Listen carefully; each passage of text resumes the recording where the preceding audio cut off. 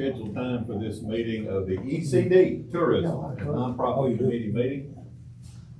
We have present members of the committee: Rick Skillington, Shane Eaton, and Chris Sutherland. John Bradley, who usually has a talent for showing up right on time at a meeting. He may come at any minute.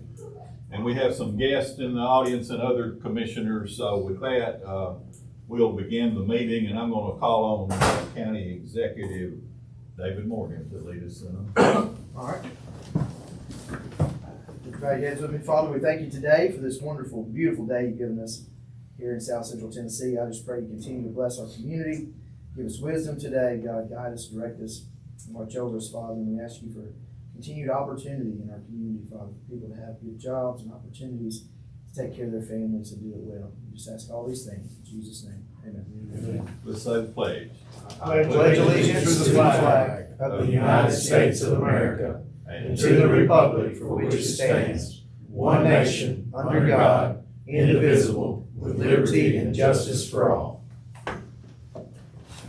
All right, the main purpose of this meeting, in fact, the only purpose of this meeting, is to get an update on economic development issues from our esteemed president of the Chamber of Commerce, Ryan Egley. Ryan, you're going to use the... I'm not going to use the TV there, but let's talk. Okay, sure. Yeah. Okay, so everybody welcome Ryan Egley. Ryan? Awesome. Thank you, man. Appreciate that. Just a few things. Thanks, Rick.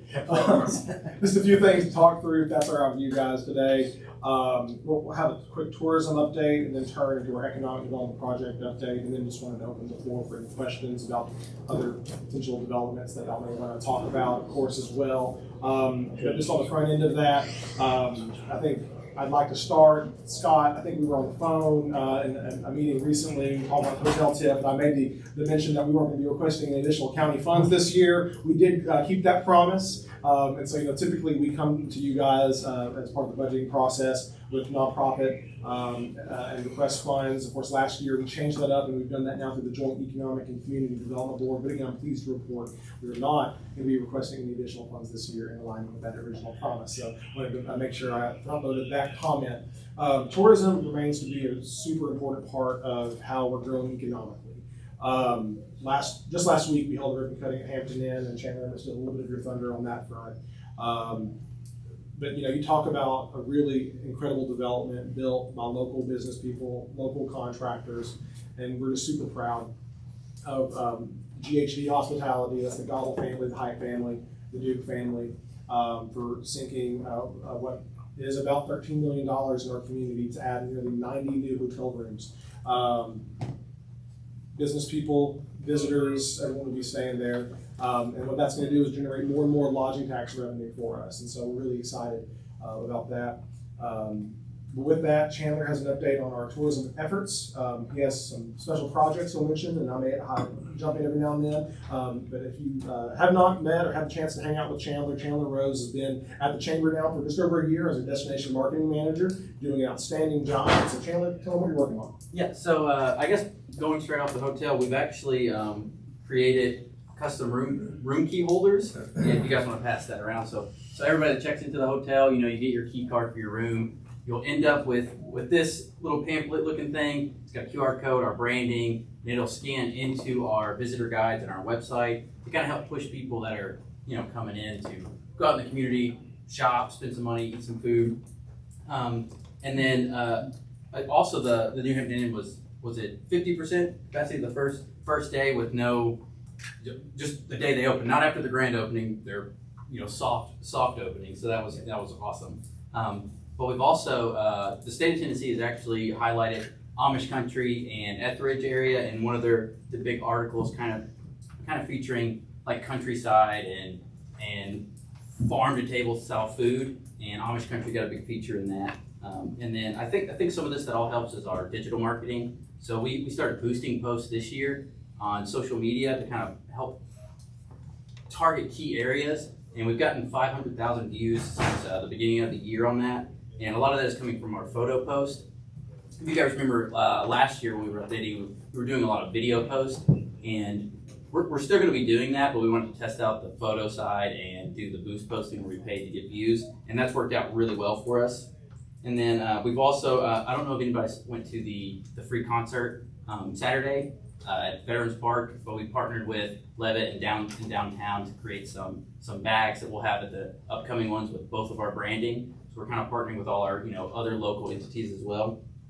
And then we've actually got the descendants of David Crockett are coming in, and I think it's about somewhere between 50 and 85 people are coming in to stay in the area. They're all descendants of David Crockett, so they kind of go to different areas that he's been in, and they've been really pleased with how they've interacted with us and other partners. So we're helping them get a little bit of a special concert at the amphitheater, and then a little play is going to be put on for them. And so they're really excited. They've really enjoyed the interactions they've had with us so far. Yeah, let me mention, if y'all remember about a year ago, our Austin and Colin video, Welcome to Lawrenceburg, that went viral. That has, over the last year, garnered 2.4 million views by itself. But when we talked with, this is actually kind of the Crockett family reunion, basically, and every 2 years they go somewhere different.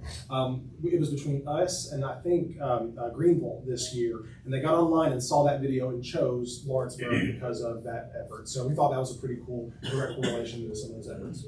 And then I guess to go off that as well, so you guys remember the Austin and Colin video, we're also partnering with some more influencers. And instead of doing one kind of big viral video, they're going to do about 8 to 12 smaller videos. So 1 or 2, it's a big, I don't know if you guys seen him, it's Explore Nash. It's a kind of a big burly dude with a big beard, and he goes around and kind of tests out different foods and entertainment in small towns or just around Nashville. And so he's coming to us, he's going to kind of do an overview of Amish country and Lawrenceburg, and then hit a few key spots, and we're kind of building out that schedule right now.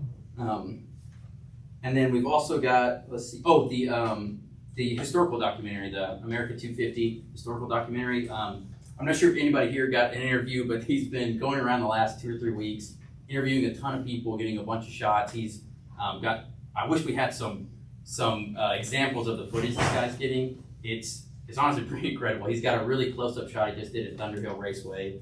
The vehicles come around, sling dirt right up into the camera. So not only is he getting some really good footage, he's documenting a ton of the history of Lawrence County, and he's doing a really good job. Let me hop in there. I think today he interviewed John Paul White, which is pretty cool, and he has an interview with David Weathers on the books. So we're trying to show some like cultural icons of the community they're still living, to talk about their influence being raised here. This is all going to culminate into a 50-minute historical documentary that we will have a a premiere event for this fall. So we're hoping October, November time frame. So just be on the lookout for an invitation to join us, likely at the Crockett Theater. We think that will be really special to preview it, and then we'll also be able to put it out into the classrooms next year, hoping that teachers will show that. That's kind of part of the, hey, this is America 250, here's Lawrence County's place in American history. We also may do a limited run at Crockett Cinemas as well. So we're going to do our best to distribute it far and wide, and yes, it'll be on Facebook as well. Ryan, Yes. I talked with Curtis Peters. He did it. He said it was over 2.5 hours they interviewed him. Not all of that's going to make it. Yeah, I understand that. He said it was very good. But yeah, they went around, and so they've gotten their interviews. They're really good at setting up the shot to kind of encompass like what's around it. So Old Jail Museum, the museum, the Crockett Theater. So they're not only getting like good information and good interviews, they're getting good shots and good views of what's here and what's. So not only is it going to be a good piece for like us to enjoy locally, but even branch out and make people, somebody might see it and be like, wow, that place is really interesting. Let me go there. The gazebo's in it, unfortunately. Yes, it's gone now. And then I guess the last thing is the David Crockett State Park Welcome Center or Visitor Center. Still early plans and trying to figure all that out, but big plans to move it up to the end of the road, so it's a little more inviting to all the guests that come there. I believe last year it was 850,000 people went to David Crockett State Park. So we're trying to capture them right when they pull in, or even just the locals can go if they get the plans right, where they can get a restaurant in there or whatnot. So be on the lookout for more updates for that soon. Absolutely, and I'll build on that one real fast, and then we'll entertain some tourism questions. That's going to probably end up being a $12 to $15 million project that's state funded through the Department of Environment and Conservation. It's one of those things where we have not because we asked not. And so the good news here is that we asked, and we should be in this round of engineering and design that will help us to better understand what the cost is going to be. The city of Lawrenceburg owns all that, which used to be the DMV, if you're familiar with right in front of the park. They've already agreed to give that as part of the development. We are somewhat concerned that that might be in the floodplain.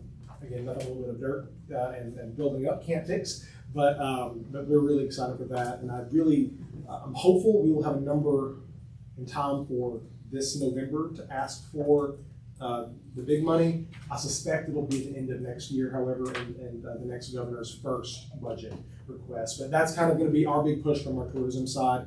Again, just like our room card key holders that we made, we believe meeting visitors where they are makes the most sense and gives us the biggest bang for our buck. And just so you guys know, and if you didn't know, a day tourist may spend about $100 a day. It's actually about $86 a day is what someone coming through might spend on gas and food and the like. But if they stay overnight, that number becomes $330 a day. So it's really important that we have lodging options and we have a really good experience when people are coming through, whether it's a visitor center or they're in the hotel and they have quick access to those types of metrics or amenities and marketing materials. So anyway, with that, any questions on the tourism front before we move to industry development? All right. With that, Ben, I'm going to turn it over to Ben. If y'all, I'm sure y'all talked to Ben multiple times over the last 5 years. He's been in the chamber now for, I can't believe it, 5 years, doing an absolutely outstanding job. He's going to tell you about some recruitment projects that we're working and some expansion projects and some key initiatives. So Ben, take it away. Perfect. Awesome. So I'll kind of start big picture and then I'll work my way down. I'll also break it up between business recruitment and then business expansion. So locally, total projects, we've got 8 since the last time we met. Of those 8 projects, it's total around 600 jobs and just around $5.1 billion of capital investment. So much heavier than I think what the past report shown. So we're seeing a lot of activity right now. Existing industry, we're seeing about 340 jobs being created. And then the total investment that's being made locally, $33 million. So seeing great growth amongst our existing industry. So again, just to kind of sum up all that stuff right there, $5.2 billion capital investment, around 9,900 jobs. So again, a lot of activity that we're seeing right now. Whoa. Back up. How many new jobs are you talking here? 9,900 in total. That's the total. Amongst all projects that we're seeing. Potential. Potential. Not that they're coming. Right, yes, potential. That's a key word. Can you explain your request for information process and kind of how often you end up landing one of those? You know what I'm saying? For sure, yes. So how the RFI process works. So we'll start from the beginning. We get an email, whether it be from the state of Tennessee Economic Community Development Team, or we get an email from TVA, and they'll say, hey, there is a company that has approached us wanting to expand, relocate, start up shop somewhere in the southeast Tennessee, middle Tennessee, whatever that looks like. After that, they'll either have you send in a spreadsheet that has a bunch of information about specifically like the Lawrenceburg Industrial Park. We'll fill out a bunch of information about that, or they'll just want a site flyer that has a picture of the site, the topography, floodplain, all of that stuff. So once you send that in, that will then get processed by whether it be the consultant, if it's a consultant-led project, or it'll be the company that reviews that information that's been given to them. Say, for instance, they like the Lawrenceburg Industrial Park. What then will happen is that we'll receive an email from whoever, the state or TVA, saying, hey, we would like to conduct the site visit. And once we figure out date and time, they'll come in, we'll do a site tour, we'll do a community tour, we'll do a presentation about everything. After that, what happens is the next round of, we get shortlisted again. And it depends, this is the part where it gets very vague because you don't know who you're competing against. You don't know, sometimes we know if we're competing against, say, Alabama, Mississippi, South Carolina, sometimes we don't know. So we don't know how long the process is going to be. But that, in short, is what that looks like on our end from the local side. If that makes any sense. Does anyone have any questions about that? How How much request for information do you get directly from like a site consultant that goes, they kind of bypass the state and, Very Tennessee few. Industrial? I mean, we do. We did have one actually that reached out to the state, one reached out to the state 2 weeks ago, and the state wasn't working fast enough, so they started reaching out directly to communities. That was not a good look for the state of Tennessee, but again, we're kind of in a weird spot. But with that said, I did want to bring this up. I mean, it seems like that's a really healthy pipeline, right? 9,900 total jobs. Most of the expansions, those are the ones that usually hit. So when we're talking to a lumber liquidators, it's going to bring in 76 jobs. That's semi-recruitment, semi-expansion because it's a cabinets to go kind of expansion. Old Southwood and Summertown is expanding. Really excited about that. There's 2 other local companies, can't name them yet, but they're looking to expand. They're waiting on some words about new pieces of businesses that they've quoted. And so we're really proud of those because those tend to hit more. And so most of your jobs are coming from that existing industry. But I think it's really important to note this. We only have 9,000 jobs in the county and we have 20,000 workers. And so to say we have a 9,900 job pipeline, that barely gets to where we really need to be. We need to bring in probably, let me put it in perspective real fast, Rick. So 20,000 total workers, 11,000 people who go out of town every day for work. About 4,500 of those work in manufacturing. So when we're talking about the pipeline, we're lucky to get 5% of that pipeline, which is about 500 jobs, right? But if we have a healthy pipeline, we can start eating away at that 4,500 number. And that's the goal, is we want people to be able to work at home and not have to drive every day. Mr. Chairman, Mr. Brewer, you the chair? Yeah. Oh, I got a question. Well, you can just step right in, Travis. I got, we went through Magna, not too terribly long ago, and there was 200 jobs being brought in. It was a great thing. There were high-paying jobs and all that stuff. So one of my questions is, you may not know this answer, but how many of those jobs that are being filled are from people, local people? Because to be honest with you, I know people that work at Craig, I know people that work at Moby. I don't know one single soul that works at Magna. So are we bringing industry in that is recruiting more people from out of state, out of town, whatever? Because hey, let's face it, that's raising up your property values where your kids can't buy homes and stuff like that. It just is what it is. So do we know roughly how many people? We get a big business that comes here and brings in 1,000 jobs. That sounds great, but what if they bring in 999 workers? Yeah, so I talked to David Krieger, who's the assistant manager at Magna. I had lunch with him last week. Right now, they have about 170 people employed, which is awesome that they're already at that level, especially with the Ford contract going under.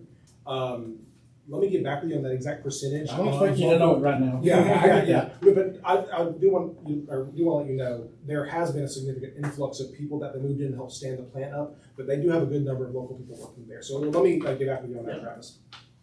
But that's kind of the pipeline that it's talking about. Well, like I say, when you were talking that many jobs, it just couldn't sink through my old thick head. But that's how many folks have hit your website potentially. Right. Yeah. So there's about as big a chance of landing that many jobs as me going out here and hitting the damn lottery. That's Okay, all right. Hey, listen, we were surprised too. When we gathered the August. numbers, we were like, wow, that's a lot bigger again than the last time we met. Yeah. So, Hey, Ben is, justified. before I forget this, I want to ask y'all this question. It's almost kind of personal, but is Bob Bibb still running MTIDA? Not anymore. He is officially retired after his 3-year announcement. Boy, it makes me feel old. MTIDA is the industrial recruiting arm of TVA, Middle Tennessee Industrial Development. Sorry.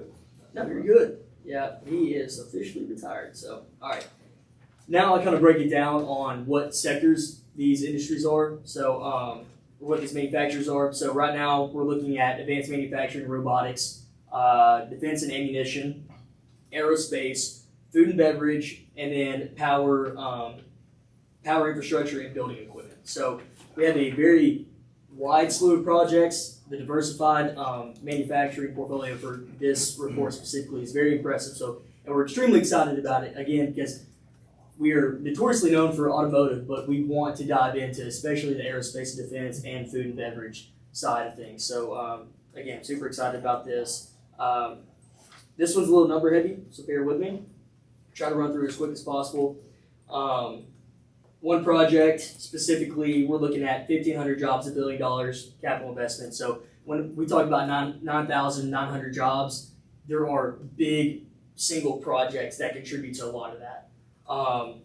Another advanced manufacturing project, 1,000 jobs, don't know the capital investment yet. A building construction equipment manufacturer, 2,400 jobs right there. $900 million capital investment. So again, massive projects that we're currently seeing. So we are excited about that. I will now move on to. Hang on, before we move on there, something in our report that we have, I just wanted to make sure that we draw attention to is when we're looking at new projects, yes, we're looking at the job count, we're looking at the capital investment. We try to look at the wages as much as we can. That information is kind of harder to get nowadays, which is somewhat disappointing. By the time we go to the incentive phase, we typically have all the information, but something we always lead with is the utility demands. And so one of these projects, for example, needs 45 megawatts of power, another one needs 12 and a half, another one needs 8. So it's kind of all over the board. Yeah. But the good thing to note is that where these projects are looking, most of the infrastructure, at least on the transmission side, is built out. And the smaller ones, typically 15 megawatts and below, that's already in the air along the industrial park. So that does not require any additional build out. Just wanted to make note of that we're looking at that as we evaluate projects. Yeah. Right. Yes, What's the average use of the industry here, now, factories here now, average? maybe 3, maybe. Yeah. That sounds all right. On the existing side, some updates. Old Southwood looking at adding 25 jobs there. Operation, graphic packaging, 60 jobs in total. I think they've already hit 40 of that 60, so they're looking to hire about 20 more over the next few months. And I think they're investing that they're going to make in some new machineries, a few $1 million, so that's going to be great for them. Got a local auto suppliers looking at 100 potential jobs, depending on if a few things fall in line for them as far as contracts go. Another advanced manufacturer, 60 to 80 jobs. So that's what kind of accumulates to that 320, 340. Lumber liquidators, 76 jobs, $33 million capital investment. For those of you who didn't see that announcement not too long ago. So again, a lot of good things are happening on the not just the recruiting side, but the existing side as well. Some special projects that we're working on, and Randy, like we had talked about before, just the existing side, making sure that they're supported. We had a lunch and learn since the last time that we met, and that lunch and learn was the Middle Tennessee Industrial Development Association's wage and benefit survey.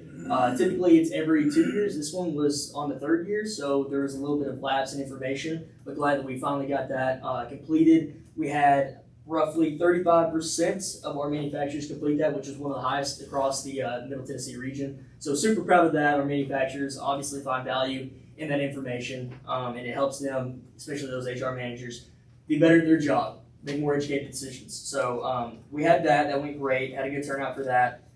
In June 18th is the date. We're gonna have a workforce workforce summit, which is something that we have not done before, but this is gonna be hopefully an annual thing that we do. This summit's gonna have Commissioner Denise Thomas with the Department of Labor. We're gonna have TCAP, we're gonna have Mr. Adkins with the school system. We're going to have a few other folks, either locally or regionally, come speak. So it's going to be a lot of good information for not just our educational partners, but also our manufacturers. So hoping for a good turnout there. That's going to be at Providence Hall, and that's going to be about a 3-hour-ish event, 4 hours maybe. So looking forward to that. That's good stuff. Yeah, thank you. And with that being said, based on my notes, I think, did I miss anything? Yeah, save the date, June 24th. Sorry, my fault. That was your closing. My fault. Yeah, so June 24th, Craig Manufacturing, with their expansion that they had recently, they're looking at doing a ribbon cutting. So yeah, June 24th. Don't have the time yet, but that will be the day. And it's going to be very good turnout, hopefully, for that as well. I know the Craig family is going to come down, and so we'll make a day of it for sure. But remember that. So Yeah, any questions? Yeah, from any him questions? on the economic development front?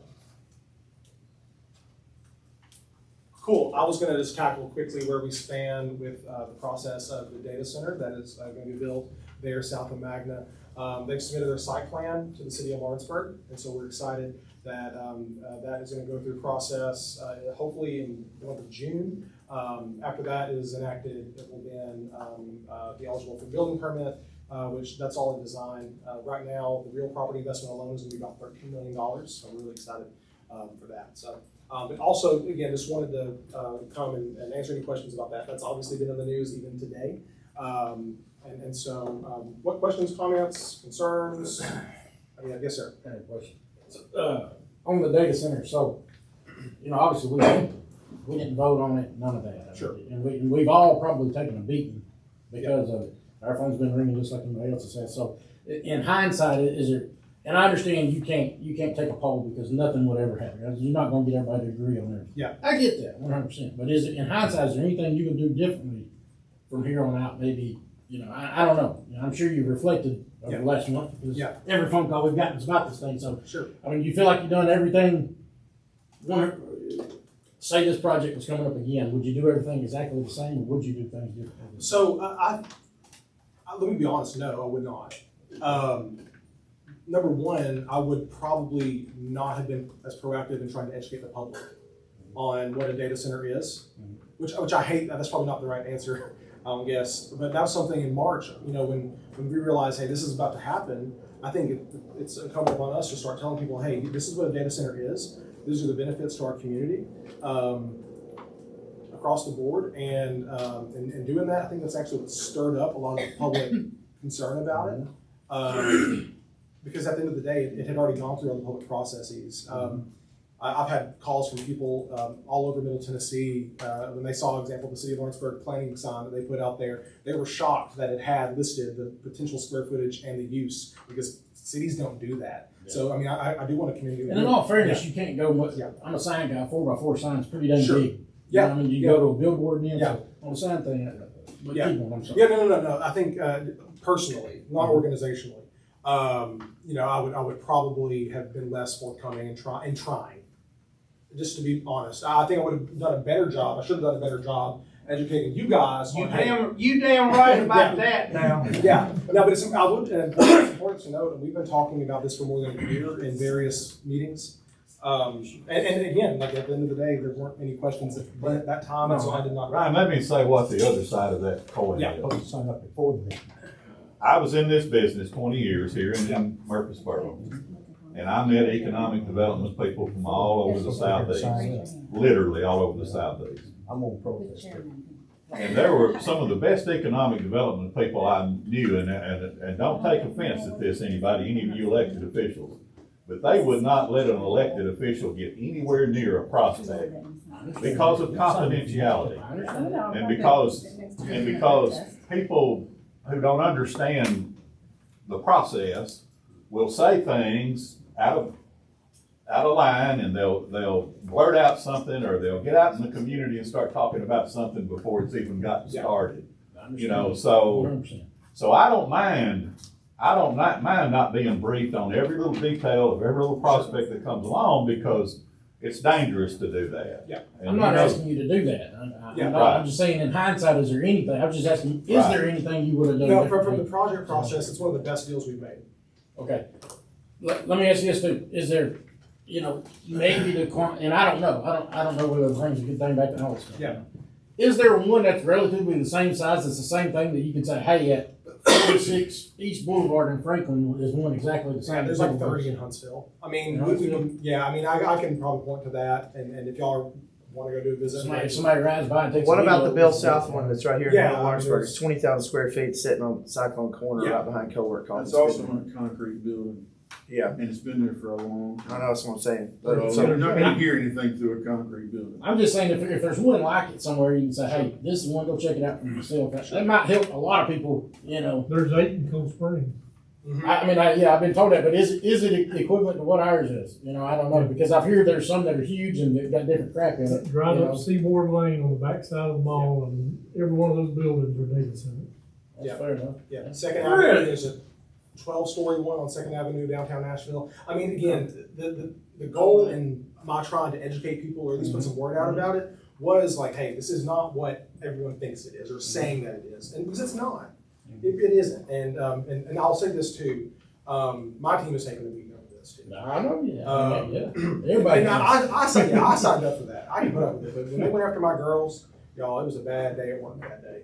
And but I think stepping back from that, I hope everyone realizes we would never do anything to hurt our community ever. And this is the first time I've been in a public meeting to address that. But we would never bring something in here that would hurt our community.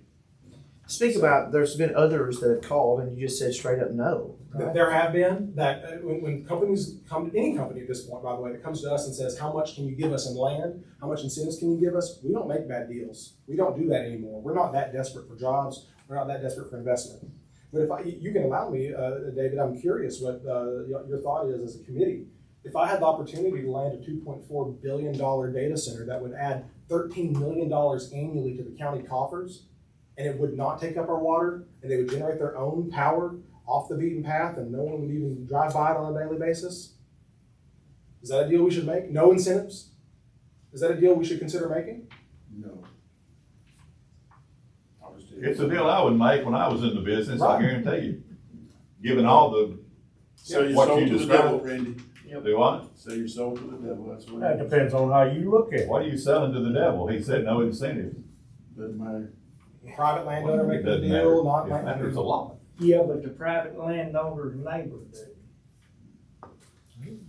It's all about the money.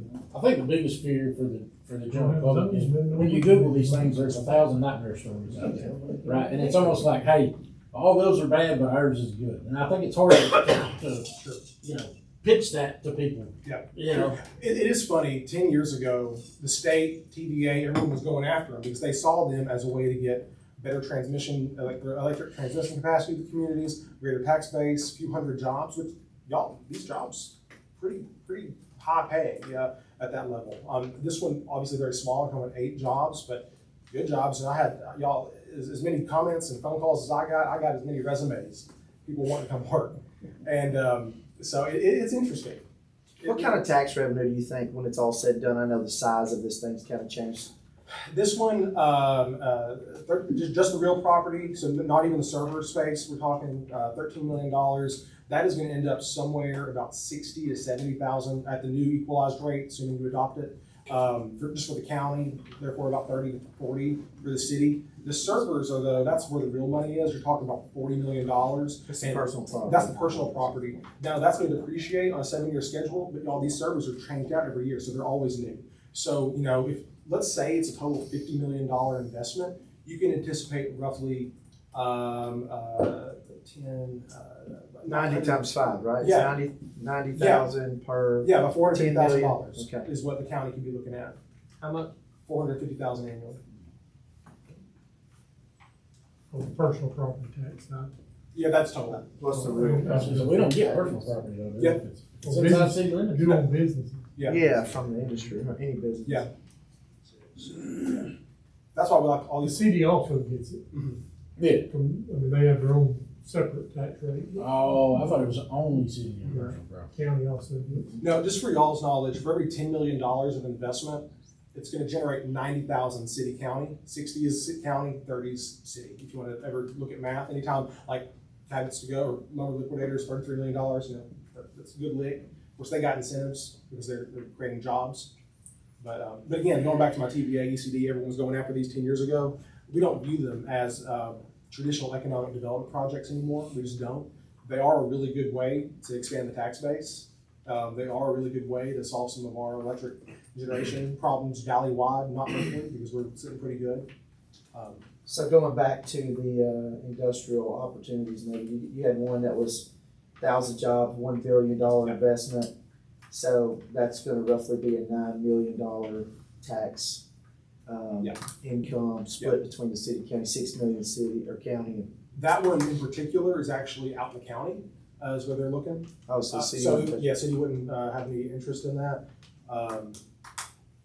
They would also likely want incentives at that level of jobs, which I think we should provide. It'd be a good deal. So you could expect 40% of the tax revenue. So do the math on But that. they would be dealing with a private individual because Well, yeah, well, I mean, It's it's not as in far the- as tax incentives. Yeah, land, that's, it's not in the county industrial park. so. And why would we want, let's just explain that. So if that kind of tax revenue comes in from an industry, then that keeps residential property taxes, the need to ever have to raise those, keeps it null or void or Yeah. not necessary, right? Yeah, theoretically, I mean, it also depends on when it hits within the reappraisal, right? Like, it's also really hard if you put someone online in year 4, and you turn around and like you have to match last year's and you're trying to equalize everything, you're not gonna realize it as good. You're not gonna realize the growth as well. But if it comes online year one, you're gonna realize that over 4 years, the county budget's gonna get to a greater level and then it equalizes. Does that make sense? Mm-hmm. So it's really good. It'd be good to land something this year or next year at that level because we've just gone through the reappraisal.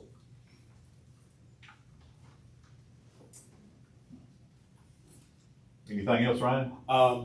That's all I have, other than thank you all for your continued support. And again, y'all have my cell phone number. If you ever have any questions, comments, concerns, need a prayer request, want to have dinner, just give me a shout. We'd be glad to do that. I do have one other question. I mean, I think the biggest fear for this data center from anyone is environmental impact. Are there environmental studies and TDEC things that have to go through? Of course, it might not be able to be divulged at this moment because they're still. Yeah. Now, all TDEC regulation, they do the erosion control and then the air permitting. Should there be any? There won't be a need though for any of that. As part of any environmental like due diligence, however, a contractor is going to order a phase 1 environmental to make sure everything's good there. We have cultural resource done that kind of covers part of the aerial there, and then they do geotechnical to make sure that the soil borne capacity is good. It's in our industrial park, so there's very minimal concern from an environmental perspective. Yeah. One of the biggest things, and this is what News Channel 5 took out of context and whatever thing they did today, they talked about diesel generators. We did talk with them. They will have diesel generators on site. They will be tested roughly 40 minutes a month. So less than 10 hours a year of usage. So just so everyone knows. And that's no different than the hospital's diesel generators, the city of Lawrenceburg's diesel generators. I'm sure there's one attached to this building, same exact equipment. You go around some of these bigger farms and listen to their dryers on the grain bins. Sure. They're just as loud. Sure. Well, they don't even have any kind of noise regulation on those, I wouldn't imagine. Yeah. I live next to one. I know how loud they can be 24 hours a day. Yeah. So last question for me then is, so what about the geothermal heating and cooling system?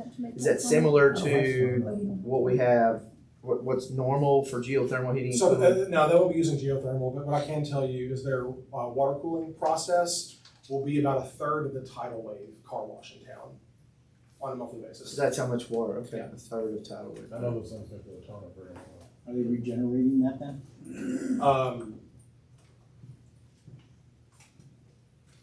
Well, let's connect offline on that. Okay. I'd rather, if it's okay, keep it up with the commissioners in this setting. Any other questions?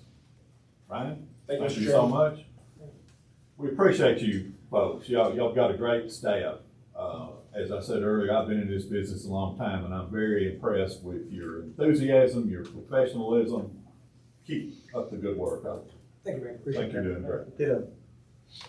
Okay, any other business to come before the committee, any of the, I know we do have guests and I we'll got a get. comment we'll I'll get- make, Randy. before Go we ahead, get started. Tim. A couple of weeks ago, we had a meeting with the Rules Committee. I want to thank the governor. He allowed people to come forward to meetings and speak on any topic concerning the county. We had a meeting a couple of weeks ago with the Rules Committee. We established rules for these comments. And it was, they had to sign up before the meeting. And they're allowed 3 minutes to speak and 30 minutes total time. If we're gonna establish some rules, we need to stick to them. And the president was said at that comments at committee meetings be held following meeting, which is what you're That's where I'm headed. that's where you're headed today. Right. Okay. But what about the signing up before the meeting? Well, now, I don't know when these ladies signed up. I've got 2 ladies' names here on this list. I was a little late today, so I. Do what now? I was a little late showing up today, so Okay. he's probably referencing I- me signing I'm up. not, now y'all can put a motion on the floor and vote me down, but I'm not gonna tell these ladies they can't speak. They, may I address this? Sure. At the rules committee, they came in late and we allowed them as long as the 30-minute maximum time for comment period was not. In other words, if 10 people used their 3 minutes, that'd be the end of it. Right. Got And of course they didn't, and of course, like I say, there was even time for a little back and forth before I called 30 minutes, and adjourn the meeting, so. Okay.